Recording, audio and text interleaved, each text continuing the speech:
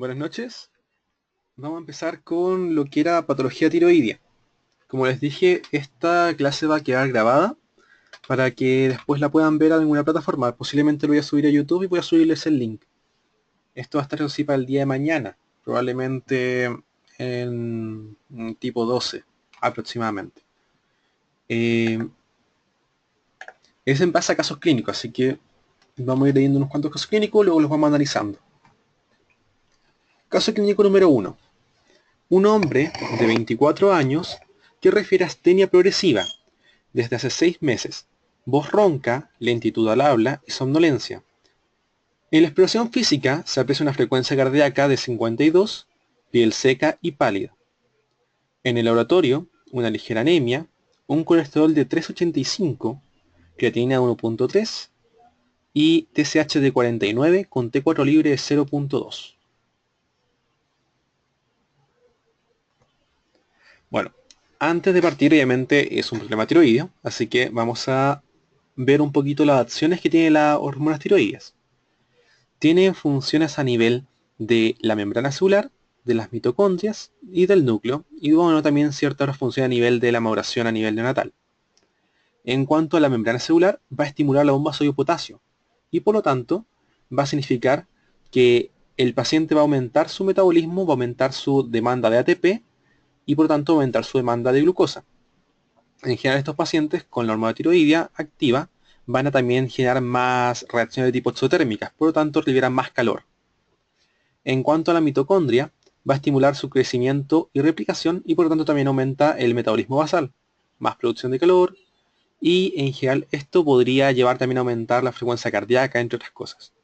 Recuerden que el corazón tiene bastantes mitocondrias, también los músculos. En cuanto al núcleo, aquí hace la mayoría de las funciones. Tiene la capacidad de expresar una cantidad infinita de elementos y principalmente todos van a ir apuntando a lo mismo. Van a aumentar el metabolismo. Por lo tanto, van a fomentar a la degradación de lípidos, van a fomentar a la glucólisis, gluconeogénesis, todo para poder formar más cantidad de sustrato para que la bomba sodio-potasio pueda ocuparla. Y a nivel neonatal es esencial para el desarrollo neuronal y también para el crecimiento. Aquí tenemos el cuadro clínico de una hiperfunción tiroidea y de una hipofunción tiroidea. En el dibujo de la izquierda, creo que es izquierda, yo siempre le cambio el lado a las cosas, está un paciente con una hiperfunción tiroidea. Es un paciente que tiene su metabolismo aumentado, tiene más reacciones exotérmicas, por lo tanto tiene intolerancia al calor. Suele estar nervioso y con agitación porque tiene una hipermetabolismo también a nivel neuronal. Además es frecuente que presente temblor por un aumento de la descarga simpática. A nivel de intestino puede presentar un poco de diarrea. Es frecuente que presente una piel caliente y húmeda. Y los reflejos pueden estar exaltados. Otra cosa súper importante es destacar que los pacientes van a tener taquicardia, van a tener aumento del gasto cardíaco y por tanto van a tener generalmente una hipertensión. Sin embargo, es hipertensión sistólica porque recordemos que la resistencia periférica es quien determina la presión diastólica. Y si recordamos, la resistencia periférica está medida principalmente por el diámetro que tienen las arterias. Este diámetro es controlado por dos tipos de receptores, los receptores beta y los receptores alfa. Los receptores alfa generan vasoconstricción, mientras que los receptores beta generan vasodilatación. El verdadero efecto de las hormonas tiroideas a nivel del sistema simpático es estimular la sensibilidad de los receptores beta y por lo tanto van a generar vasodilatación en el cuerpo y efecto a nivel cardíaco. Aumento de frecuencia cardíaca con aumento de la fuerza contráctil. Cronotropismo y notropismo positivo. En cuanto a lo que sería la hipofunción tiroidea, es lo opuesto. El paciente va a presentar una intolerancia al frío, es frecuente que presente bradisiquia y alteración a nivel de la memoria. Tiene también tendencia a generar estreñimiento y, no lo mencioné en el anterior, pero tiene metrorragia. El otro igual puede tener metrorragia y ambos incluso podrían tener infertilidad. No es específico de uno ni del otro. Em, También es probable que presenten la piel mucho más seca, más áspera, y los reflejos van a estar disminuidos. Otra cosa que hay que siempre buscar es que en los pacientes con hipotiroidismo también hay una acumulación de glicosaminolicano a nivel del líquido intersticial y eso podría generar un poco de edema, pero es un edema un poco duro y ese edema puede acumularse a nivel de la lengua generando macroglosia, a nivel de los párpados, a nivel del túnel carpiano, generando el síndrome del túnel carpiano por compresión, entre otras cosas. Y finalmente, el paciente hipertiroideo tendrá a perder de peso porque está gastando más energía, en cambio el hipo tiende a aumentar. Cuando tenemos que hacer el diagnóstico diferencial, o sí, de dónde está el problema, tenemos que recordar que el eje hipotalámico depende del hipotálamo, luego de la hipófisis y luego de la tiroides, teniendo ciertos problemas a nivel de cada uno de estos ejes. Todo el eje es de tipo estimulante y luego la tiroides hace un feedback negativo. También hay que recordar que los estrógenos, como el paciente, esto se asocia a un embarazo por ejemplo, va a tener un estado de mayor demanda metabólica, debe aumentar su metabolismo, por lo tanto estimula a la TSH. Y además recordar que a nivel periférico, la T4 es un reservorio y se convierte en T3 y esta es la que es activa. Bueno, ambas son activas, pero esta es mucho más activa. Y luego cuando quieres disminuir el efecto, hay otra desyodasa, que es la desyodasa 3, que convierte a las formas T4 y T3 en formas inactivas, que se eliminan, por principalmente nivel biliar. T3, T2. Esto incluso se pueden reciclar también. Ahora, cuando queremos analizar a nivel del laboratorio, tenemos que pensar que T4 es una hormona que va a estar con una vida media de 7 días. En cambio, T3 tiene una vida media muy corta. Por tanto, esta es más variable. T3 es mucho más variable que T4. Eso quiere decir que T4 va a ser la hormona que vamos a ir a medir. Otra cosa que hay que considerar es que la hormona total son cerca de 8 microgramos. Aquí están por 100 ml. Sin embargo, el problema de esto es que uno realmente es más fiable que mida la forma libre, porque esta es la realmente activa.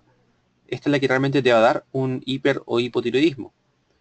Y eso también es súper importante porque si vemos los elementos que transportan las proteínas, que son la globulina transportadora de tirotropina, esta puede ser alterada por estrógenos, glucocorticoides y andrógenos. Los estrógenos aumentan la concentración de proteínas transportadoras. Por lo tanto, si tengo muchas proteínas transportadoras, estas van a tomar más cantidad de hormona y van a hacer que la cantidad de hormona transportada sea mayor. Como eso va a significar que la forma activa sea menor, se va a compensar rápidamente si el paciente está sano. Finalmente, luego de la compensación, vamos a tener una cantidad libre normal, pero con una cantidad transportada mucho mayor. Si sumamos el total de hormona tiroidea, va a ser alto. Y por tanto, como podemos ver acá, pacientes que usan estrógenos tienen una concentración plasmática de T4, esta es la total, alta, pese a que tienen un cuadro clínico eutiroideo. Y esto es porque la parte libre está normal. Por otro lado, el paciente que recibe glucocorticoides o andrógenos le pasa lo opuesto. Disminuye su capacidad de hormonas transportadoras, lo cual genera que haya más elementos libres. Estos se van a compensar rápidamente, van a bajar y vamos a tener menor cantidad de proteínas transportadas por proteínas con cantidad normal de proteínas libres y por lo tanto concentración total baja con concentración libre normal. Paciente también eutiroide. Y esto cambia según cualquier laboratorio, pero en general, la forma como más simple de verlo es que la T4 libre va de 0,8 a 2. Esto cambia según cada laboratorio, así que generalmente le dan el valor en los casos clínicos. Y la TSH va de 0,5 a 5. Entonces, cuando analizamos los tipos de problemas, tenemos problemas a nivel de la glándula, llamado hipotiroidismo primario. Problemas, estoy hablando de hipofunción. Problemas a nivel de la hipófisis, lo cual se llamaría un hipotiroidismo secundario, y problema a nivel del tálamo, hipotálamo, disculpen, generando un terciario. Generalmente este nunca se toma en cuenta porque es demasiado infrecuente. Así que trabajamos con los primeros dos. Y acá tenemos que en el problema a nivel de la glándula, T4 va a estar disminuido y va a ser una compensación con un feedback negativo, generando una TSH aumentada. TSH alta con T4 disminuido. En cambio en el otro tenemos ambos disminuidos. Cosa diferente, en el en el hipertiroidismo. En el hipertiroidismo tenemos un problema a nivel de la glándula, en el cual tenemos un problema primario, que tenemos hormonas aumentadas, y esto hace un feedback negativo hacia arriba, generando un descenso de TSH, y problemas a nivel secundarios, que son el pseudo secundario y el secundario real. El secundario real, por así decirlo, es aquel en donde hay un tumor a nivel de la hipófisis, que aumenta la síntesis de hormonas tiroides. Esto va a generar que tanto TSH como hormonas tiroides estén aumentadas. Por otro lado, en este otro, TSH está disminuida. Y esto va a ser debido a que hay un elemento que va a estar estimulando a la tiroides. Generalmente, yo prefiero catalogar estos dos, el primario real y este que está como secundario, como elementos primarios, simplemente porque el patrón te ayuda a pensar un poco más fácilmente. O sea, vale decir, hormonas tiroideas aumentadas con TSH disminuida, puede ser o problema de la glándula en sí, o un problema de algún elemento externo. En cambio, TSH aumentada con T4 aumentada, ahí sí nos vamos a lo que sería problema a nivel neurológico, a nivel de la hipófisis. Entonces, el caso clínico que teníamos anteriormente, teníamos que el cuadro clínico por el cual consultó era astenia progresiva, tenía voz ronca, lentitud al habla y somnolencia. Estos son cuadros típicos de hipotiroidismo. La voz ronca se da por infiltración a nivel de los nervios y de la laringe. El edema por el glicosaminolicano va a generar que genera una compresión a nivel laringea. Eso va a dificultar la vibración de las cuerdas y eso va a generar la voz ronca. La exploración física daba una bradicardia, piel seca y pálida, también concordante con hipofunción tiroidea. A la analítica había una ligera anemia. Ustedes tuvieron un hemato, hay una disminución de la mitosis y por lo tanto tenemos anemias que cursan con material genético aumentado y eso se cataloga como macrocítica. Colesterol aumentado debido a que también tiene un efecto a nivel de la degradación del LDL. El LDL no se degrada y queda más circulante. Creatinina de 1.3 tiene cierta afección a nivel renal, disminuye un poco el filtrado. Esto es importante, nunca da proteinuria, pero no lo destaqué porque, bueno, no es algo que sea como tan específico. Y esto es lo que finalmente nos va a dar el diagnóstico. Tiene una TSH de 49, mucho mayor que 5, y una T4 libre 0,2, menor que 0,8. Por tanto, tiene una T4 libre disminuida con una TSH aumentada. Hipotiroidismo, y la causa es probablemente primaria, que está compensando. Cuando hacemos el diagnóstico de hipotiroidismo primario, tenemos que pensar que si bien como uno pensaría que es muy facilito, tenemos solamente dos casos, realmente es un poco más difícil. Tenemos el primario, el secundario que esté central, y después tenemos el hipotiroidismo subclínico, que es cuando tenemos un aumento de la TSH, sin embargo, con la hormona tiroides normal. Aquí hay un paciente que tiene un problema a nivel tiroideo, sin embargo lo está compensando con la TSH y logra llegar su hormona a niveles normales. Tenemos una resistencia a hormonas tiroideas que el paciente no tiene un problema a nivel de la glándula, sino a nivel de los receptores de las hormonas tiroideas. Por lo tanto, las hormonas tiroideas no responden bien, la hipófisis sensa que no lo está haciendo y por lo tanto aumenta su producción de TSH. Sin embargo, las hormonas también aumentan. Esto uno tendría que pensar por patrón bioquímico, que es un hipertiroidismo secundario. Sin embargo, la clínica va a ser de hipotiroidismo. Ahora, cuidado con los pacientes añosos. En los pacientes añosos, el hipertiroidismo se presenta con apatía. O sea, el paciente puede estar como somnoliento, como con síntomas neurológicos de hipotiroidismo, pero presentan taquicardia. Así que en los ancianos hay que tener cuidado con eso. Y a nivel de ciertas patologías que generan un estrés sistémico, también puede haber una enfermedad sistémica eutiroidea, en el cual el paciente presenta una disminución principalmente de T3, con T4 que puede estar normal porque se está compensando, o sea, tienes producción aumentada, o puede estar disminuida, y una TSH normal o disminuida. En general, es muy importante en la enfermedad sistémica eutiroidea. Acá el problema va a estar a nivel de las deshiodasas y por lo tanto el paciente lo que tiene es una mayor conversión de las hormonas a T3 reversa. Por lo tanto, la enfermedad sistémica eutiroidea es un paciente que está con algún estrés, generalmente hospitalizado, y que tiene una T3 reversa a títulos elevados.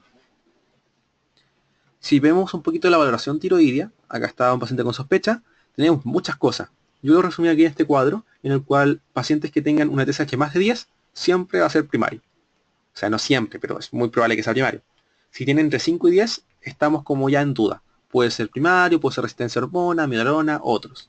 Y si tiene menor de 5, puede estar normal, puede estar enfermo o puede ser un hipotiroidismo central. Generalmente si tiene menos de 0,5 ya pensamos sí o sí en uno central. Y acá tenemos un poquito las causas de hipotiroidismo, un poco más etiológicamente hablando. Puede ser de tipo autoinmunitario, la tiroiditis Hashimoto, o la tiroiditis atrófica. Tenemos causa iatrogénica, que lo típico es la tiroidectomía total o subtotal, posterior a un cáncer o algo así. Tenemos el déficit de yodo, que es la causa más frecuente a nivel de países subdesarrollados. Tenemos ciertos elementos transitorios que lo vamos a explicar un poquito después. Y tenemos aquellos secundarios que son por problema a nivel hipofisiarios, pero generalmente cursan con un cuadro más global, afección de otras hormonas. Cuando evaluamos a un paciente con problema tiroideo, lo primero que se hace es medir la TSH. ¿Por qué? Porque si la TSH está alterada, el paciente está compensando algo, o sea, tiene algún problema. En cambio, si la TSH está normal, uno generalmente puede descartar con bastante confianza, por así decirlo, el trastorno tiroideo. Igual se debería estudiar en ciertos casos, pero podríamos pasarlo como a segundo plano. Ahora, si la T4 libre está normal, no me indica que no tenga un problema tiroideo, porque puede tener un problema, pero lo puede estar compensando con la TSH. Es por eso que se mide la TSH primero, obviamente teniendo la clínica. Ahora, este paciente con la TSH, si está elevada, está compensándolo, tenemos que medir la T4 libre, siempre ojalá la libre, y puede estar normal o baja. Si está normal, puede tener un hipotiroidismo leve. En este paciente deberíamos medir anticuerpos. Si los anticuerpos están positivos o el paciente tiene síntomas, entonces deberíamos iniciar algún tratamiento o hacer un estudio más específico. Si no, podemos hacer una vigilancia anual. Esto es un esquema para screening en todo caso. Obviamente, si pensamos en un paciente que está sintomático, no solamente medimos anticuerpos para determinar si tiene o no la patología de tipo autoinmune. En caso de que esté bajo, tenemos un hipotiroidismo primario sí o sí, y medimos nuevamente anticuerpos. Si están positivos, es autoinmune, si no, hay que buscar otras causas de hipotiroidismo, que son millones. O sea, no son billones, pero son varias. Y, por ejemplo, si está normal, tenemos que pensar si es que tiene patología hipofisiaria con otro elemento asociado, otra hormona. Si no la tiene, se acabó ahí todo. Si la tiene, se mide T4 libre, puede estar baja, puede estar normal. En general, si está baja, son problemas igual más raros, porque es raro tener una T4 baja con la TSH normal. En general, aquí uno piensa en eutiroideo enfermo como primer cuadro a descartar. Ahora, los anticuerpos que estamos viendo son estos que afectan a la peroxidasa. Esta es la síntesis de hormonas tiroideas. Acá pueden ver cómo está el NIS, el simporte de yodo y sodio, que permite el ingreso de yodo, el ingreso de sodio, el yodo entra, pasa por la pendrina, se sintetiza por acá todo lo que sería la tiroglobulina, esta pasa, y finalmente acá se forma T3 y T4 que van a pasar a las vesículas y liberarse. Esta proteína que está acá, de membrana, es la que puede ser atacada por anticuerpos, y es lo que nosotros medimos a nivel del plasma. Si está positivo estos anticuerpos, generalmente pensamos en una tiroiditis linfocitaria crónica o enfermedad de Hashimoto. La enfermedad de Hashimoto es una patología que afecta principalmente al sexo femenino, se da generalmente entre los 30 y 50 años, y cosas importantes que evaluar es que en la anatopatología va a tener infiltración linfocitaria, por eso es la tiroiditis linfocítica. Y pueden haber células osifílicas, que son las de Hurtul, que se presentan en algunas otras patologías, así que no son... Hay una patología que se llama patología de Hurtul, que uno pensaría que si tiene estas células, esa es la enfermedad, pero esta también puede presentar, así que uno puede confundirse con eso. Lo otro importante es que a la clínica el paciente tiene un hipotiroidismo y tiene un bocio que generalmente es nodular y es de consistencia firme y no duele. Otra cosa importante, como tiene infiltración linfocitaria, generalmente puede desarrollar un linfoma tiroideo con más frecuencia que otras patologías. Y el diagnóstico va a ser por la positividad de anticuerpos, que lo más importante es medir los antiperoxidasa, los anti-TPO. Ahora, en un paciente con hipotiroidismo, ¿cómo hacemos el tratamiento? En general, podemos ocupar T4 o T3.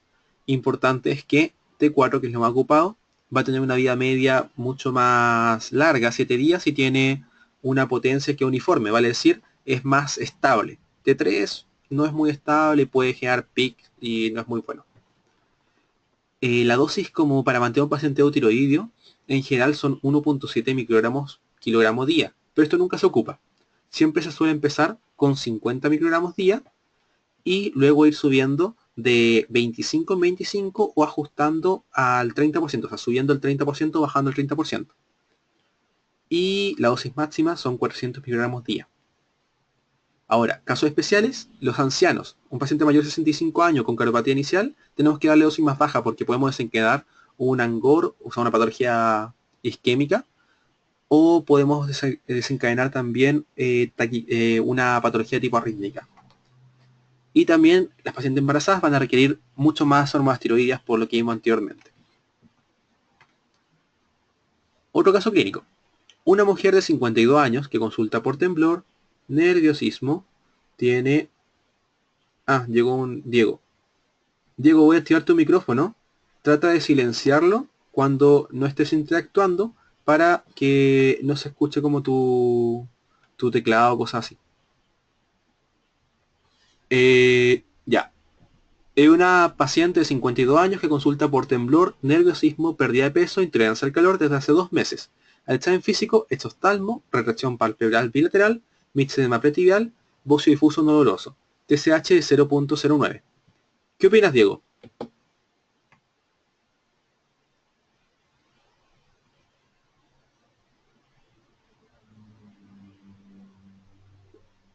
¿Cómo encuentras que está la TSH? No lo sé, es que no me acuerdo los valores normales. Mira, cambia según cada laboratorio, pero en general apréndanse esto. Eh, esto de acá. TSH 0,5 a 5. Esto puede cambiar mucho según el laboratorio, pero es una forma fácil de recordarlo y que en general está dentro de los rangos. Ahora, por ejemplo, si te dan una TSH de 15, tú sabes, obviamente está súper fuera de rango, porque esto puede variar a 4 máximo, a 6, pero nunca va a salir de esos rangos. Y la T4 libre, de 0,8 a 2. Claro.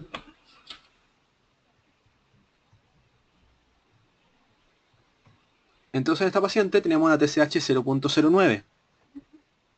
¿Eso está bajo o alto? Bajo. Está bajo, ¿cierto? Eh, Ahora, si tiene una TSH alterada, el concepto que tiene que quedar es que algún problema hay. ¿Cuál problema? No sé, pero algún problema hay, porque la TSH está compensando algo. Y puede que lo compense totalmente o que no lo compense. De este lado el paciente es sintomática.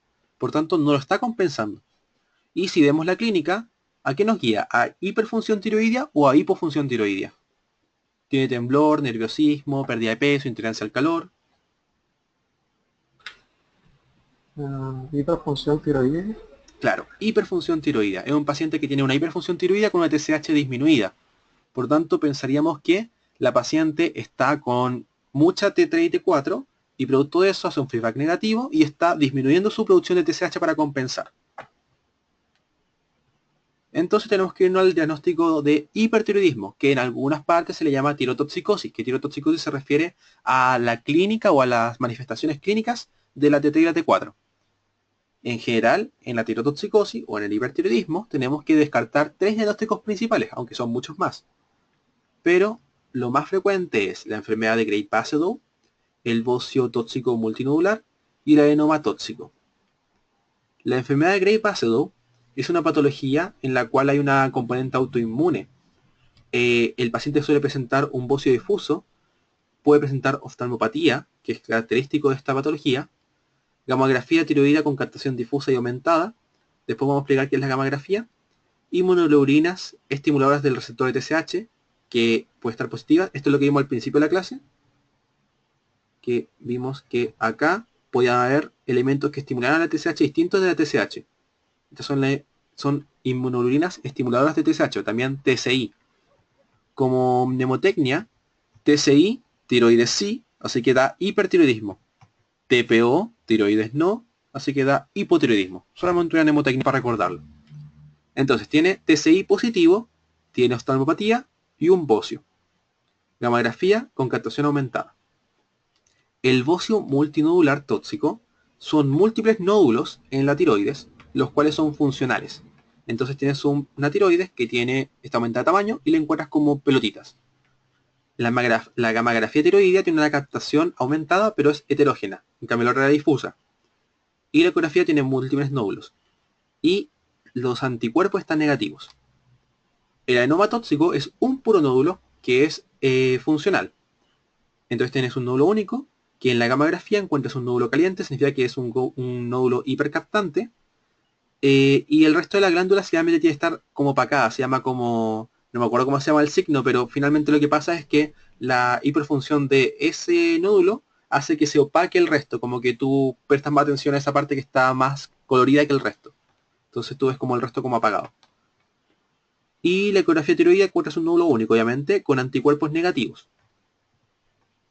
Ahora, existe otro caso, que fue lo que dejamos pendiente anteriormente, que son las tiroiditis. La tiroiditis se refiere a que hay una inflamación de la tiroides. La tiroiditis puede ser por múltiples causas. Tenemos tiroiditis infecciosas agudas, subagudas, autoinmunes, fibrosas, por drogas, por radiación, por muchas cosas. Cosas a recordar, es una destrucción de la glándula tiroidea y hay liberación de hormonas porque se destruye y las hormonas se liberan. Y después la glándula queda con una hipofunción. Entonces atravesamos por distintos pasos. Este es el caso. Los meses acá no son para todos, son dependiendo de cada una. Sin embargo, se cumple siempre esto, que tenemos la primera fase hipertiroidea, donde hay una T4 y T3 aumentada. Después hay un eutiroidismo, donde se empiezan a compensar. Y luego queda el paciente hipotiroideo, porque la glándula está hipofuncionante y luego empieza a aumentar de nuevo. Y lo importante, a diferencia de todos los demás que tenían hipercaptación a nivel de la gamografía, es que acá la gamografía está hipocaptante, porque la maquinaria, la captación gamográfica se basa en evaluar cómo está en la utilización de yodo de la glándula.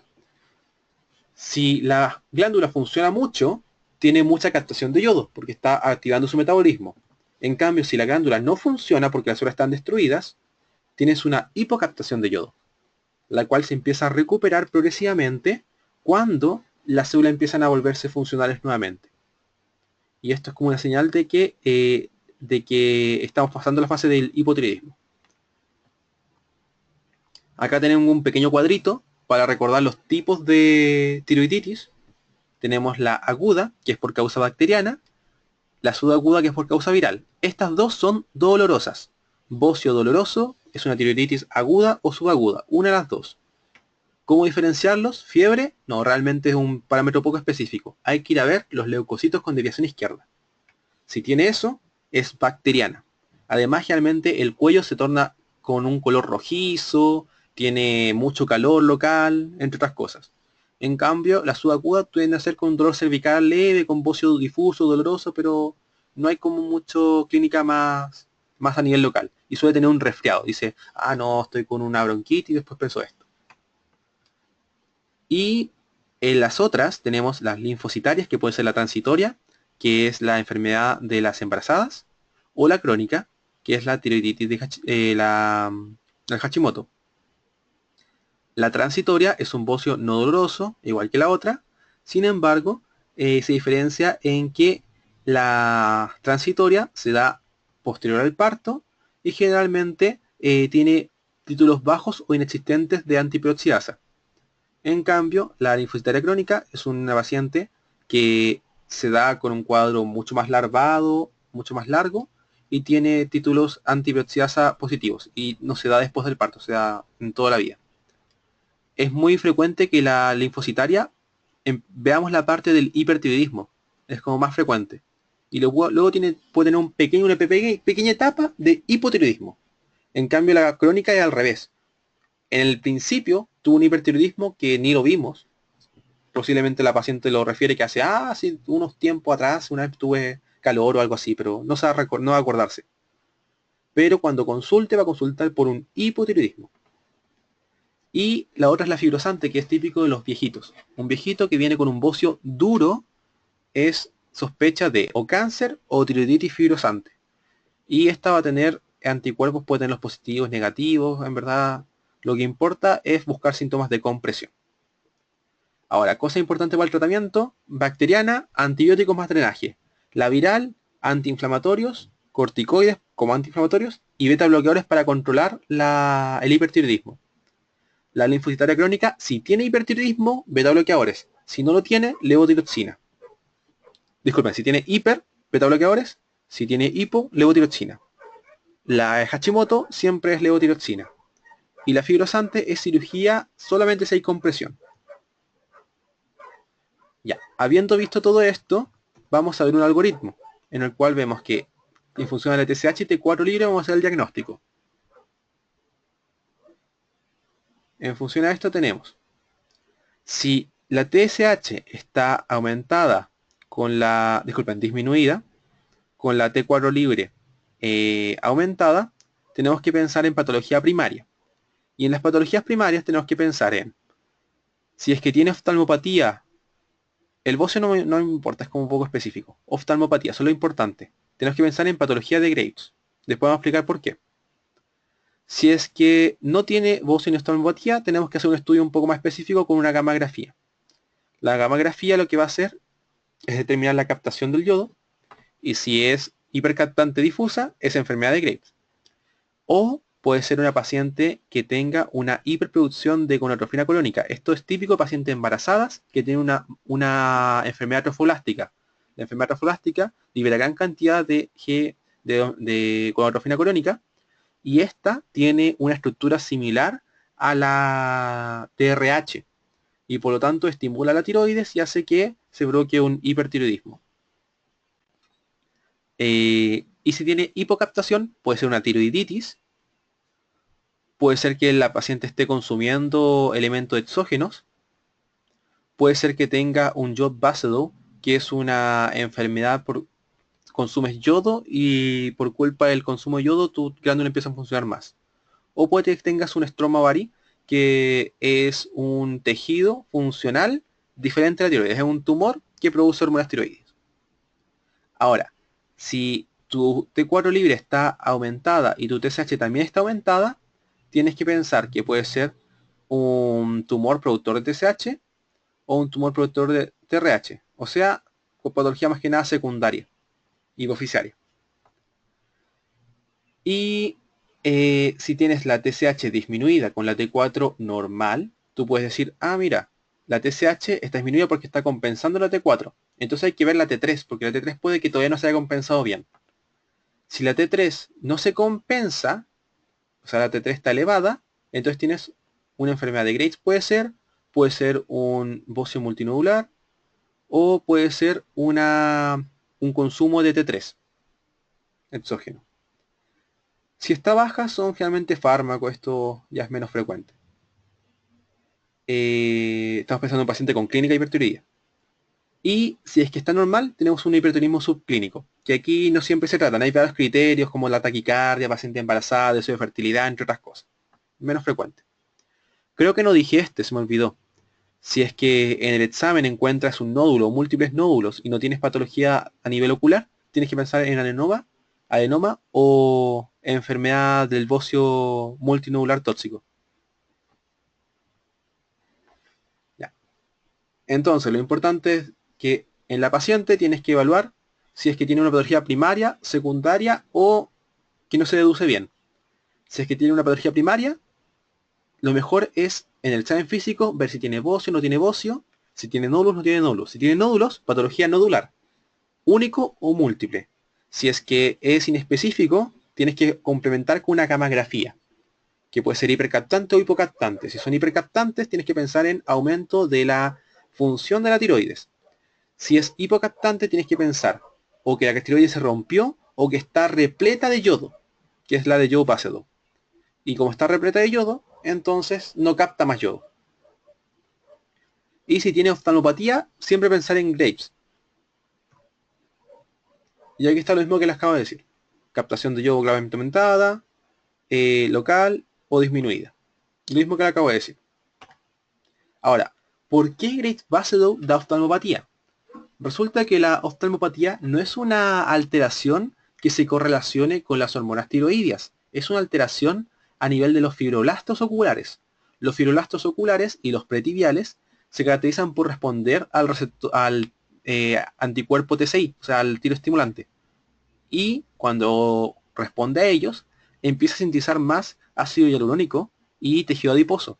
Y eso provoca acumulación a nivel de los músculos periorbitales y a nivel del tejido graso de detrás del ojo. Esto va a causar que el ojo tienda a protruir. Por lo tanto, cuando vean a un paciente con este oftalmo, en un contexto de hipertiroidismo, ese paciente sí o sí tiene un Graves Basedow. Entonces la paciente tenía mujer, es una mujer, que consulta por temblor, nerviosismo, pérdida de peso e intolerancia al calor. Tiene hipertiroidismo. Examen físico, exoftalmo, Graves Basedow al tiro. Sigamos leyendo, igual para confirmar. Reacción papilar bilateral, mixedema pretibial, eso también es Graves Basedow. Bocio difuso, eso es, no es tan específico, así que como que, ya, dale. No doloroso.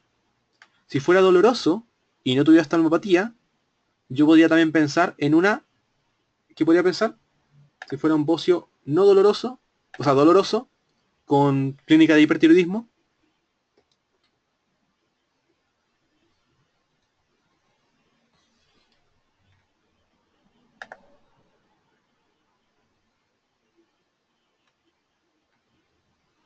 Ya, pues contésteme, me siento hablando solo. Ya, si fuera un bocio doloroso, entonces tendría una patología inflamatoria, que generalmente es aguda, o subaguda. Entonces podríamos pensar, lo más frecuente sería una subaguda, que es la tiroiditis de Kerbein, o la aguda, que es la tiroiditis bacteriana.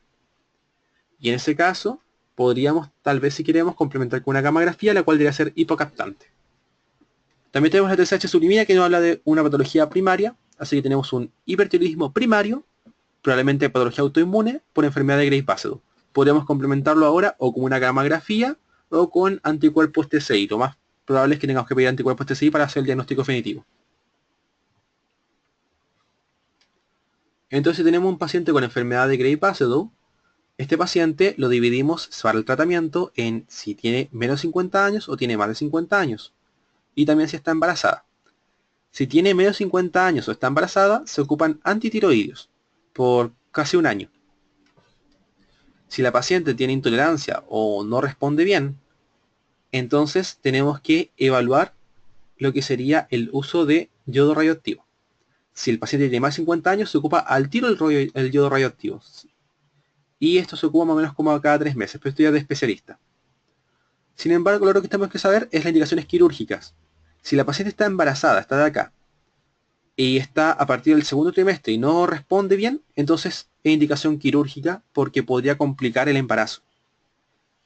Ahora, si tiene un bocio grande y es compresivo, entonces esto también es indicación quirúrgica. Todo bocio compresivo es indicación quirúrgica.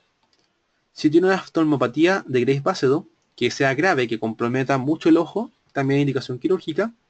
Y si hay sospecha de malignidad, como un nódulo hipocaptante. Los nódulos hipocaptantes son siempre malignos. Ahora, hablamos un poco de los antitiroideos, así que hablamos un poco del tratamiento farmacológico. En general, el hipertiroidismo es más complicado que el hipo. El hipo solamente le damos la hormona y listo. El hipertiroidismo se basa en un ataque a nivel de la glándula y un ataque a nivel periférico. El ataque a nivel de la glándula se ocupa con fármacos antitiroideos. Los fármacos antitiroideos lo que hacen es bloquear el uso del yodo por la tiroides. Por tanto, sirve para toda patología que sea tipo hipercaptante. Aunque también se podría ocupar en el síndrome de en el síndrome de Jod Basedow, que es por uso de yodo. Entonces, este tratamiento podemos ocupar metimazol o propiltiuracilo. Generalmente este no se ocupa. El metimazol se ocupa de 10 a 40 miligramos día y se da en 2 a 3 dosis diarias. En cambio, el propiltiuracilo se da de 150 a 600 y esto se reparte en 3 a 4 dosis diarias. Se ocupa uno o el otro. El propiltiuracilo tiene más efectos adversos, pero tiene la ventaja de que también actúa a nivel periférico. El metimazol solamente actúa a nivel central, pero es un poco más seguro. En cuanto a beta bloqueadores, tenemos que Estos elementos lo que hacen es disminuir disminuir la conversión periférica de la iodasa 2. La iodasa 2 es la que convierte el T4 a T3. Por lo tanto, disminuimos la cantidad de hormona tiroidea activa. Y eso disminuye los síntomas. Generalmente se ocupa beta bloqueo de forma inicial hasta que controlemos la TSH con los antitiroides. Y la dosis para ocupar de beta bloqueo es de 10 a 40 miligramos cada 6 a 8 horas. Lo más importante acá es como el control de taquicardia. Y el tratamiento quirúrgico en general va a ser una tiroidectomía subtotal en la enfermedad de Vaso-Grace o en el bocio multinodular tóxico. Y podemos hacer una tiroidectomía de un segmento específico, generalmente una hemitiroidectomía, en el adenoma tóxico. Ahí cuando tenemos un puro nódulo, sacamos ese, en la parte donde estaba el nódulo funcional. Esto generalmente, otras cosas no. Obviamente si es sospechoso, otras cosas sí tenemos que sacarlo. Pero más que nada lo que hay que recordar de la cirugía son los efectos adversos, que lo principal es el hipotiroidismo. También podríamos afectar las paratiroides que están detrás.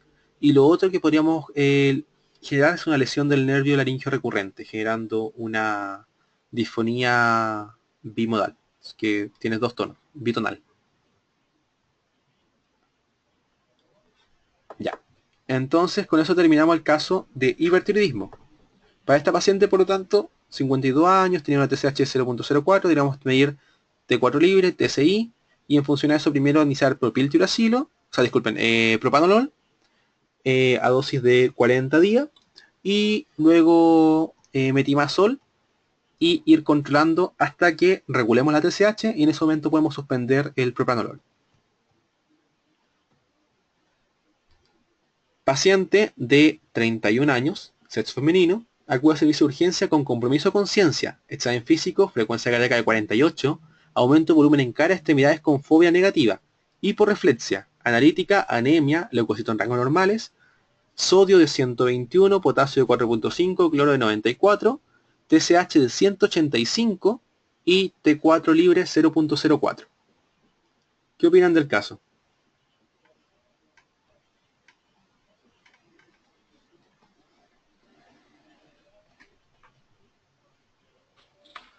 La TSH está elevada y la T4 está baja, Ya, entonces ¿a qué nos orienta? como algo hipotiroidismo, Ya, podría ser. a un hipotiroidismo. Además tiene compromiso con conciencia y tiene una frecuencia cardíaca bajita. Así que podemos Sí. pensar en un hipotiroidismo. Pero, ¿cuántos de los valores normales de la TSH? Mm, no recuerdo. 0,5 a 5. Y esos valores que tenemos acá son de 185. O sea, están súper ultra aumentados. Además tiene aumento de volumen en cara, extremidades, con fobia negativo. Edema con fobia negativo, ¿cómo se llama eso? Suele ser rojizo. Eh, Mixedema, Eso, muy bien. ¿no? Mixedema. La paciente tiene entonces un mixedema con alteración de conciencia. Eso se llama coma mixedematoso. ¿Y cuál es la fisiopatología de eso? Primero, directamente la T3 baja causa depresión del sistema nervioso central. Además, disminuye la termogénesis, por lo tanto el paciente tiene hipotermia. La hipotermia también tiene efecto a nivel del sistema de regulación respiratoria, que puede causar una hipercapnia e hipoxia, porque disminuye la sensibilidad a la compensación, causando insuficiencia respiratoria y por lo tanto disminución del oxígeno a nivel del cerebro, generando hipoxia cerebral. A nivel cardiovascular, deprime el inotropismo, el cronotropismo, el paciente tiene una disminución del gasto cardíaco y además tiene vasoconstricción porque deprime la acción de los receptores beta 1. Eso le va a dar un bajo volumen sanguíneo, que también va a ser bajo volumen del encefálico, por lo tanto va a ser un paciente que va a tener isquemia a nivel encefálico y un shock generalizado. Y a nivel del balance de fluidos, tiene aumento de la permeabilidad vascular, lo cual puede generar una retención en segundo espacio, asociado al glicosaminoglicanos puede generar un efecto osmótico, y eso puede generar una disminución del sodio. Y eso va a generar finalmente también alteración a nivel encefálica, llevando al coma. Es una paciente, por tanto, que tiene falla cardiovascular, falla a nivel de la termogénesis y alteración del sodio del estado mental. Por tanto, el tratamiento para el coma mixedematoso primero va a ser enviarlo al servicio de cuidado intensivo o UTI, donde quieran enviarlo que tengan lugar para intubar. Generalmente se ocupa ventilación mecánica en algunos casos, si es que es necesario, suele ser necesario. Es importante hacer mantener el cuerpo caliente de forma pasiva, o sea, con manta y cosas así, nunca con calor externo por radiación, porque lo deshidratamos. Hay que mantener siempre una restricción de agua para evitar la hiponatremia. Generalmente esto sea cuando el sodio es menor de 120, pero ahí hay que ver más o menos cómo qué es lo que pasa. Y podemos también administrar solución salina para poder aumentar un poquito la anatremia. Hay que ver lo que es el control de la presión arterial con drogas vasopresoras y con volumen. Y esto yo lo debería cambiar. Se administra hidrocortisona y luego se administra hormonas tiroideas. Y esto es porque las hormonas tiroideas aumentan el metabolismo hepático y las glucocorticoides se metabolizan a nivel del hígado. Si es que las hormonas tiroideas, tú tienes nada de hormonas tiroideas y de la noche a la mañana tienes 40.000 trillones de hormonas tiroideas, tu hígado empieza a metabolizar toda la vida. Y tu glucocorticoides que estaban ahí de forma piolita, regulándose con poco hormonas tiroideas, de repente se metabolizaron todos y se te fueron todos.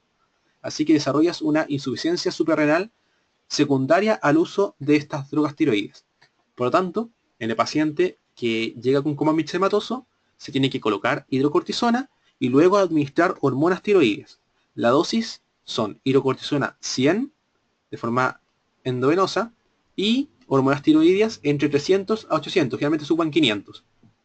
Y luego vas a administrar nuevamente glucocorticoides si es necesario, si es que empieza a manifestar síndrome de insuficiencia suprarrenal, que lo van a ver con Lucas, creo, o con Gonzalo, o con Yarim, no me acuerdo con quién, pero con alguien. Y las drogas tiroideas se colocan cada 24 horas en dosis de 50 a 100, controlando con TSH. Y hay que ver también si hay un factor desencadenante de esto, que fue lo que finalmente llevó al coma mixedematoso. Ahora, el otro lado, tirotoxicosis, pero crisis se llama tormenta tiroidea. El paciente va a tener un aumento de la actividad del vaso de potasio, pero demasiado intenso. Esto va a causar que el potasio sérico empiece a disminuir.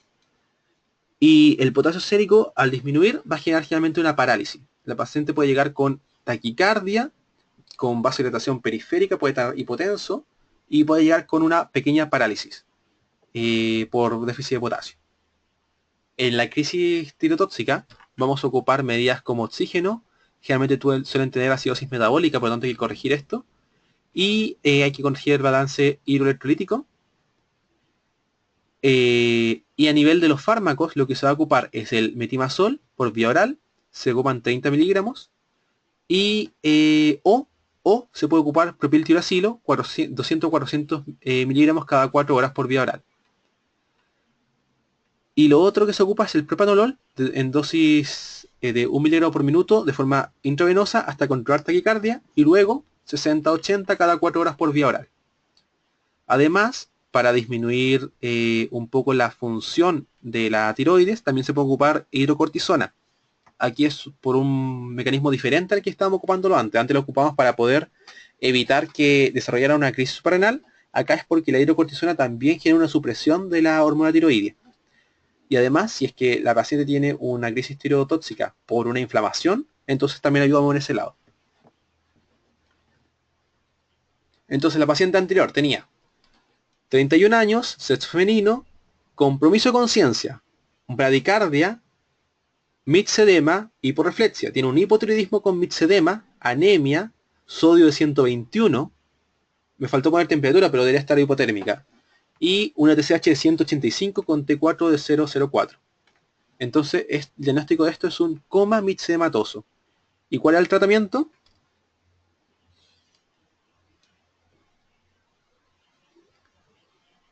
La vamos a mandar a un servicio de agudos. Tenemos que intubarla. ¿Qué más? Dale corticoides. Darle corticoides, hidrocortisona 100 miligramos. Tenemos que evitar la pérdida de calor. ¿Qué más?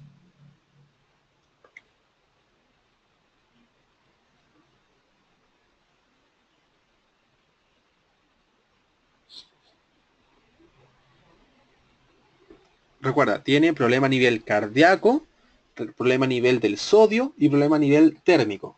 Corregir hipotermia, corregir el sodio con restricción hídrica o con solución hipertónica y corregir la patología cardíaca con vasopresora. Hay que evitar el shock.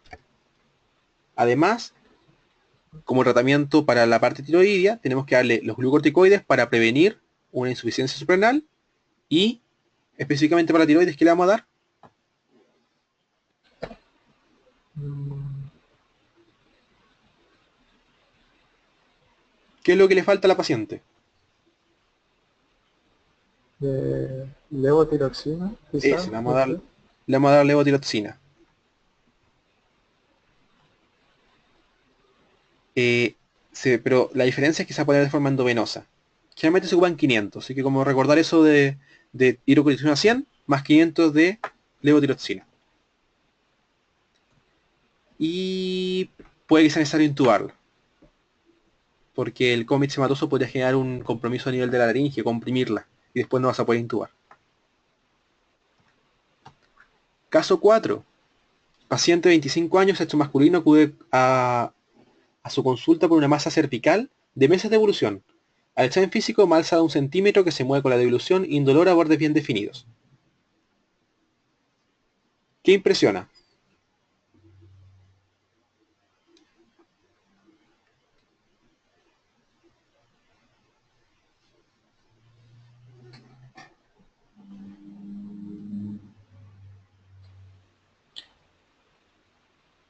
Yo creo que es algo benigno, ¿Algo benigno por el examen físico? sí, sí, Probablemente algo benigno por el examen físico, pero el problema es que tiene 1 centímetro. Generalmente cuando tiene más de 1 centímetro sí, hay que estudiarla. Si fuera menos de 1 centímetro, podríamos claro. como vigilarla. Lo otro es asintomático. Si fuera asintomático, es bueno, porque fíjate que es un adenoma. Si es asintomático, puede ser un poco malo, no sabemos si es que es un tumor o no. Así que también habría que estudiarlo. Así que las claves son masa que no tenga síntomas, que sea mayor a 1 centímetro, se tiene que estudiar siempre. Ahora, ¿qué podemos encontrar en el cuello? Podemos encontrar primero una cosa difusa, un bocio, que puede ser con clínica compresiva o sin clínica compresiva. Si es con clínica compresiva, cirugía. Si no tiene clínica compresiva, tenemos que evaluar si es que tiene afección del nervio laringio recurrente. Si la tiene, cirugía. Si no, tenemos otros tratamientos que son ya especialistas, así que no nos importa. Y otra cosa importante, en los síntomas compresivos, si afecta la carótida, o sea, tiene un compromiso del retorno venoso, que el paciente se le hincha el cuello, tiene como plétora sanguínea hacia arriba, es muy malo, porque si recuerdas un poco cómo funcionan los compartimientos del cuello, acá hay un compartimiento, una fascia, que divide a la parte vascular de la parte tiroidea y la parte tiroidea se combina con la tráquea y con el esófago, pero nunca con la parte vascular. Por lo tanto, si se afecta la parte vascular es que hay infiltración a esa parte. Por lo tanto, es una patología tiroidea infiltrante, o sea, es mala. Cuando hagas el examen físico a un paciente que tenga un nódulo, ahora estamos viendo un nódulo, ya vimos la parte de un bocio, que lo di como cosa superficial. En el nódulo tenemos que evaluar primero antecedentes familiares. Elementos como déficit de yodo, cosas así, que en verdad son poco frecuentes. Y sexo masculino. Los pacientes mujeres tienen más frecuencia de nódulos. Si es hombre, es malo. La edad, si es un paciente muy viejo o un paciente muy joven, también es malo. Si el nódulo es indoloro. Generalmente los nódulos que son dolorosos son mejores que los que son indoloros. Y si hay afección del laringio recurrente. Otra cosa, si mide más de 4 centímetros es muy malo. Si mide más de 1 centímetro es como sospechoso. Consistencia pétrea, adenopaptías palpables, y en la analítica que tenga una hipofunción tiroidea o una normofunción tiroidea. Ambos son malos. Si tiene una hiperfunción nos quedamos más tranquilos. Y que afecte la calcitonina o el antígeno carcinoma embrionario. En la ecografía, que sea irregular, hipocogénico, con adenopatía sospechosa o con vasculatura intranodal. Pero eso ya más como de especialista, te lo van a informar, sospechoso o no sospechoso. Y la gammagrafía que sea hipocaptante, o sea que sea frío. Si es hipercaptante significa que es funcional. Y eso es bueno. Significa que está bien diferenciado. Si es que es hipocaptante significa que su maquinaria está desdiferenciada, por lo tanto tiende más a ser neoplásico. Y cuando le vamos a hacer una punción de aguja fina, si tiene alguna neuropatía cervical, si es que tiene factores de riesgo, un paciente joven, un paciente muy viejo, cáncer de tiroides antiguo, calcitonía aumentada, neoplasia endocrina múltiple u otras cosas, si es que mide más de 1 centímetro, si es que es de características irregulares en la ecografía, entre otras cosas. Y este es el algoritmo que ocupa el Harrison, que me gusta hasta la primera parte, pero después lo complementé con otro. Entonces, nódulo sospechoso, TSH. Si la TSH está baja, es un nódulo funcional. Por lo tanto, hacemos una gammagrafía tiroidea para comprobar esto. Si fuese un nódulo caliente, es un adenoma tiroideo. Así que es un tratamiento médico con resección y no hay ningún problema. En cambio, si es frío o no se logra definir bien, eso es raro. Así que hay que hacerle una biopsia por punción con aguja fina. Y aquí tenemos a la citología. En la punción de aguja fina podemos tener que sea maligno o sospechoso de malignidad y lo envías al tiro a cirugía. Que sea benigno. En ese caso tienes que evaluar si crece o no crece. Si crece, repites la punción. Si no crece, lo sigues. Generalmente se sigue cada 6 meses. Que sea no diagnóstico, o sea que no te arroje nada claro. Entonces tienes que ver si tiene o no factores de riesgo. Si tiene factores de riesgo, cirugía. Si no lo tienes, lo observas y le haces a los 3 meses después otra punción. Y aquí puede ser maligno o benigno. En caso si es benigno o no crece, lo sigues. Si es maligno, lo tiras a cirugía. Y por otro lado, si te sale como folicular, entonces tienes que ver si tiene factores de riesgo o no tiene factores de riesgo. Si tiene factores de riesgo, entonces lo envías a cirugía. Si no los tiene, entonces tienes que evaluar con otros exámenes. Generalmente se ocupa una gammagrafía, se ocupa la TSH u otras cosas. Y aquí está un poquito los exámenes que se pueden ocupar. Tenemos la TSH, que recordemos que si está baja o normal, es malo. Si está, disculpa, si está alta o normal, es malo. Si está baja, significa que el nódulo es hiperfuncionante, por lo tanto sería bueno. Lo otro, los anticuerpos antitiroideos, también lo podrías encontrar, pero podrían evaluar un poco de alguna patología autoinmune. No son tan importantes. Lo más importante es la calcitonina, porque es un marcador de carcinoma medular. En la ecografía que sea irregular, ahí te lo van a informar, que sea sólido quístico mixto y que tenga algún linfonodo asociado. La gammagrafía que sea frío. Frío significa que es hipofuncionante, o sea neoplásico, o sea malo. Y la punción de aguja fina, en general te puede hacer diagnóstico por algunos elementos citológicos, pero no es útil para el folicular. Así que por eso cuando te informe sobre las foliculares, puede ser normal o puede no ser normal. Así que ahí ves factores de riesgo y cosas así. Entonces el paciente tenía sexo masculino. O sea, eso es malo. Masa cervical de meses de evolución.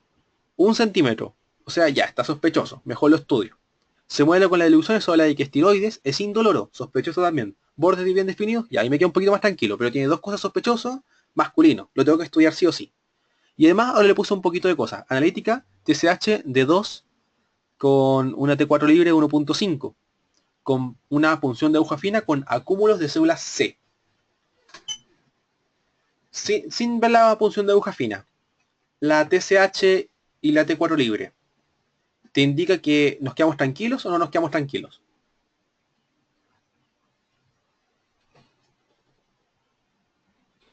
Eh, la TSH yo creo que está normal, entonces la tiroides está respondiendo. Ah, y la T4 no lo sé. No. Recuerda, los valores normales del 4 son de 0,8 a 2. Ok. Entonces la T4 también está normal. Ah, ¿Y eso es bueno o es malo? Yo creo que es bueno. No, pues malo. Si es que estuvieran aumentada la T4, significa que es una adenoma. Entonces, eso es bueno que es una adenoma, porque se saca y listo. Ah, ya, Si la T4 ya, ya. no está aumentada, puede ser una patología neoplásica. Que ese nódulo sea algo hipofuncionante, porque está muy diferenciado. No tiene maquinaria de replicación dentro. Entonces tienes que pensar que esto puede ser algo malo. La punción de aguja fina la vamos a ver después. Claro. Entonces, ¿qué células tenemos a nivel de la tiroides? Para poder hablar un poquito de lo que es ya patología cancerígena. Tenemos las células foliculares, que son las que generan la T3 y la T4, y las células parafoliculares, también llamadas células C, que son las que sintetizan calcitonina. Además tenemos flujo vascular y flujo linfático. Cuando hablamos de tumores malignos, tenemos el carcinoma papilar, que el carcinoma papilar viene de las células foliculares. Eh, el carcinoma, y este se disemina por vía linfática. El carcinoma folicular, que obviamente viene de las células foliculares, y este se disemina por vía hematógena. El carcinoma medular, que viene de las células parafoliculares, las células C. Este tiene calcitonía aumentada.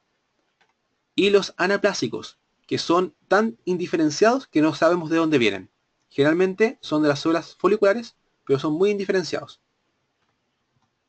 Entonces acá tenemos los distintos tipos de tumores: papilar, folicular, medular. También están los linfomas y los anaplásicos. Si es un papilar, célula folicular, importante, que hace metástasis a los linfonodos cervicales. Por lo tanto, si tenemos un nódulo solitario con un linfonodo afectado, puede ser un carcinoma papilar. Dentro de lo malo, eso es bueno, porque es el de mejor pronóstico. Por otro lado tenemos después el folicular. El folicular son de células foliculares y se disemina por sangre. Problema: las células foliculares se ven iguales que las normales, por lo tanto no puedes hacer diagnóstico con punción de aguja fina. Tienes que sí o sí sacarlo. El medular es de las células parafoliculares.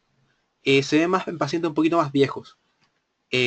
O en pacientes jóvenes con neoplasia endocrina múltiple asociada. Y también se disemina por vía linfática y es un poquito variable su pronóstico.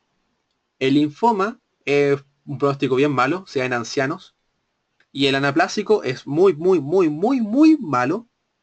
5% de sobrevida a los 10 años y se da también en ancianos. El anaplásico es una evolución del carcinoma folicular o el papilar. Aquí te das cuenta que tenemos una célula folicular, una normal, que se puede diferenciar en adenoma folicular, o sea, el que es hiperfuncionante, que es bueno, o se puede diferenciar en carcinoma folicular o en papilar. Recordemos que el folicular invade vascular y el papilar invade linfático. Si es que por algún motivo hay una mutación del P53, se impide la maquinaria de regulación de la apoptosis y por lo tanto vamos a un carcinoma anaplásico, que es el del peor pronóstico. Y acá tenemos un resumen de todo. Tenemos el papilar, que tiene elementos foliculares y no se puede diagnosticar con la punción de aguja fina. Tiene una... disculpa, este sí se puede diagnosticar con punción de aguja fina. El papilar sí se puede. Tiene papilas con células foliculares. Y invade por diseminación linfática. Por otro lado, como marcador tenemos la tiroglobulina, que va a estar presente en todos aquellos derivados de las células foliculares, siempre y cuando estén diferenciados, medianamente. Vale decir, el anaplásico, siendo que también deriva de las células foliculares, como está tan indiferenciado, no genera tiroglobulina. Por tanto, no sirve como marcador. Por otro lado, como también tiene maquinaria folicular, responde al yodo. Así que podemos ocupar yodo radioactivo.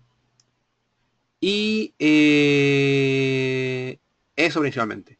El medular es de las parafoliculares. Lo importante es que se asocia a neoplasia endocrina múltiple. Siempre hay que descartar feocromocitoma.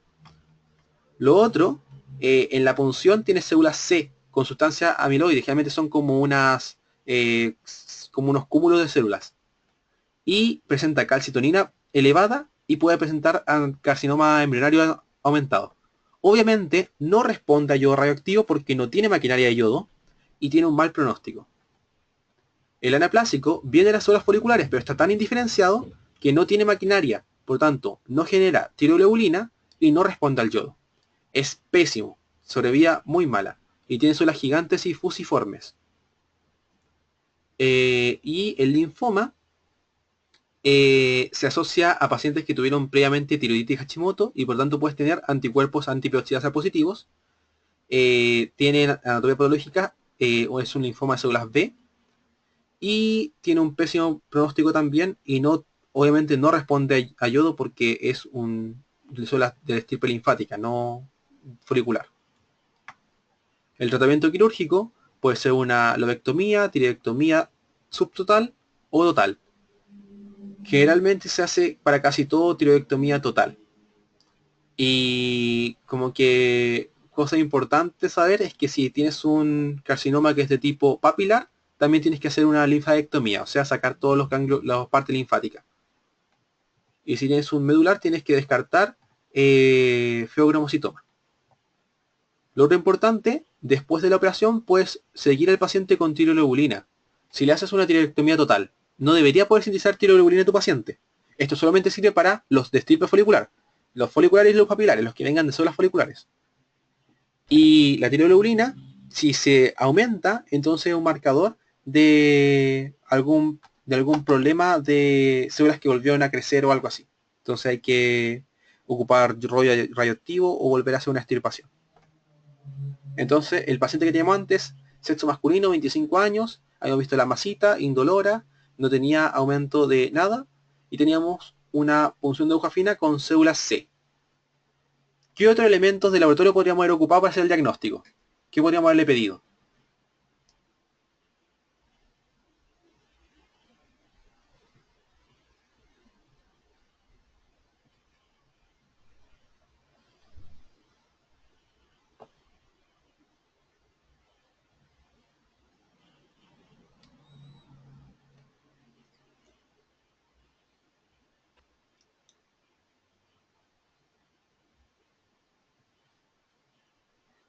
No sé.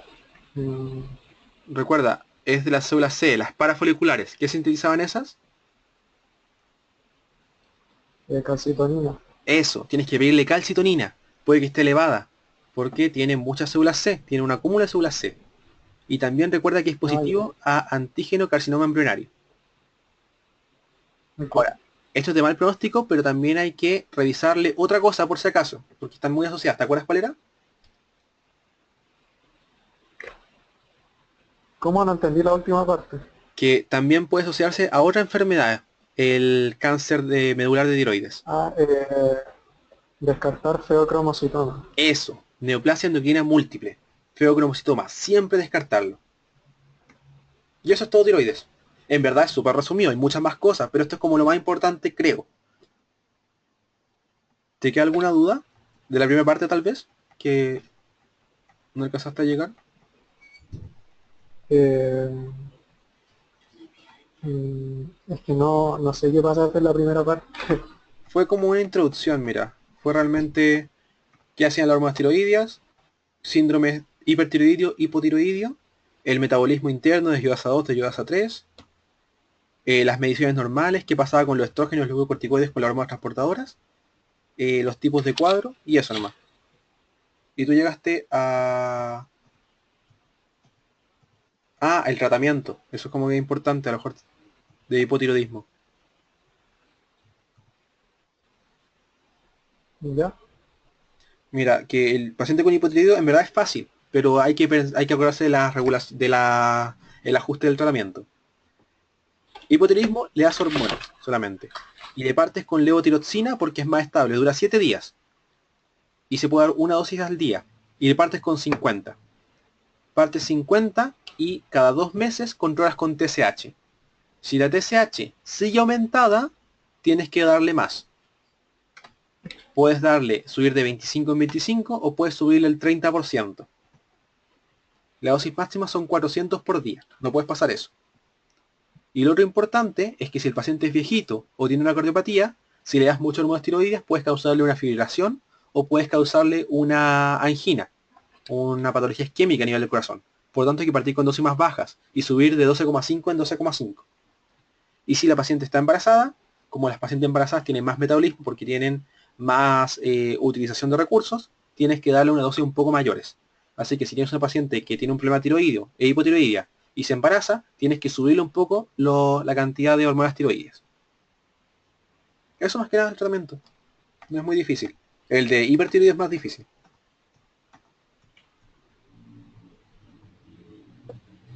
Ya, y lo otro que tengo un poco de duda es como la tiroiditis de Hashimoto y la de Basedow Graves. Ah, ya mira, Ah, son diferentes. Hashimoto, no sí, dime. es que creo saberlo, pero no sé si está bien. Basedow Graves es como, son como anticuerpos que se unen a los receptores que hay a nivel de la tiroides Sí, se llaman y anticuerpos eso TCI. estimula como, Es, ah, es, ya, y es, eso, mira, es esto de acá. Esto. Este es un hipertiroidismo. Pero la TSH no está estimulando la tiroides, sino que son estos anticuerpos que son externos. Que son inmunoglobulinas ya, contra los receptores de la tiroides, pero que lo que hacen es estimularlos. En cambio, el Hashimoto son anticuerpos que van contra esto. La, atacan a la tiroides, la TPO es la claro, peroxidasa tiroidea.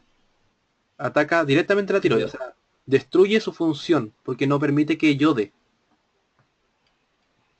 Entonces, como no puede hacer esta yodación, no puede sintetizar hormonas. Así que el Hashimoto, entonces ya, la tiroiditis Hashimoto, tiene anticuerpos TPO. TPO, tiroides no. Baja la tiroides, es hipotiroidea, porque rompe la peroxidasa ya, tiroidea. En cambio, el Basedow Graves son anticuerpos TCI, tiroides sí. Lo que hacen es una hiperfunción tiroidea que afecta a la tiroides y a los fibrolastos. Y en los fibrolastos genera la oftalmopatía por acumulación de ácido hialurónico y tejido adiposo detrás del ojo. Y a nivel de la tiroides la estimula y por eso produce un poco de bocio. ya. Y lo otro, eso era de lo que explicaste, es como de un nódulo hiperfuncionante, hipofuncionante, como que era mejor o peor, como que no me quedó muy claro. Mira, si un nódulo funciona, un nódulo sintetiza hormonas, significa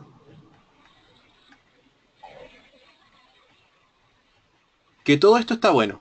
Toda su maquinaria está buena. Por eso sintetiza hormonas. Por lo tanto, tiene todos sus receptores, todas sus proteínas buenas y funcionales. Si esta célula empieza a multiplicarse y empieza a hacerse neoplásica, significa que va perdiendo diferenciación, se va a desdiferenciar. Cuando te desdiferencias, pierdes proteínas específicas. Y al perder proteínas específicas, no puedes generar la función que antes tenías. Por lo tanto, si unas células generan su función correcta, son células bien diferenciadas. Y eso es de buen pronóstico. Si unas células no generan su función, son desdiferenciadas. Y eso es de mal pronóstico. Porque significa que tienen más potencial de seguir creciendo. Por lo tanto, cuando ¿Y mires una eso cómo gamografía, se veía, ¿Mm? cómo se ve como a nivel de laboratorio? eh, Como a nivel de la TSH y T4, es que como que con eso me confundo. buscas T4. T4 va a ser un marcador de actividad de la tiroides. Por lo tanto, si la T4 está aumentada, significa que las células funcionan mucho. Y por lo tanto, significa que su Ya, maquinaria de replicación está bien. Son muchas células que están funcionando. Por eso tienes más T4. En cambio, si la T4 no está aumentada, o está incluso disminuida, significa que hay muchas células que no funcionan. Y que pese a que tienes un montón de células, estas células no generan T4. Por otro lado, si está disminuida, significa que estas células son tantas que están ocupándole el espacio a las células que sí funcionaban. Entonces, te está disminuyendo la cantidad de células funcionales y reemplazándola por células no funcionales. Y por eso tienes disminuida la T4. Esa es una forma de medirlo. La otra forma ok. de medirlo es con gammagrafía. La gammagrafía evalúa la captación de yodo. Si capta yodo, significa que la célula tiene sus receptores para yodo, tiene el NIS correctamente habilitado. Si lo tiene todo bien, entonces va a ser yodo captante, o sea, va a ser un nódulo caliente, un nódulo que se ve bien brillante. Si es que no lo capta bien, va a ser un nódulo frío. Es hipocaptante, no capta el yodo porque no tiene maquinaria. Entonces, nódulos fríos son malos, nódulos calientes son buenos. Ok, ahora entendí. Ese, el adenoma Mm, folicular, sería un nódulo caliente. En cambio, estos tres son nódulos fríos. ok. ¿Alguna otra duda? Y solamente el papilar y el folicular eran los que... Ah, sí, ahí está. El marcador es la tiroglobulina. Claro, porque estos vienen de hormonas, o sea, de células foliculares, de células que sintetizan tiroglobulina. En cambio, estos no. O sea, el anaplásico sí, pero está tan desdiferenciado que ya no tiene las proteínas que tenía antes. Claro, El linfoma nunca va a sintetizar ya, tiroglobulina, es un eso. linfoma.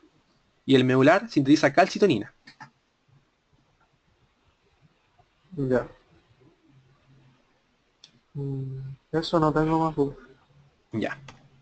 Entonces les voy a dejar esta clase, se la voy a dejar grabando y yo creo que mañana va a estar subida en YouTube.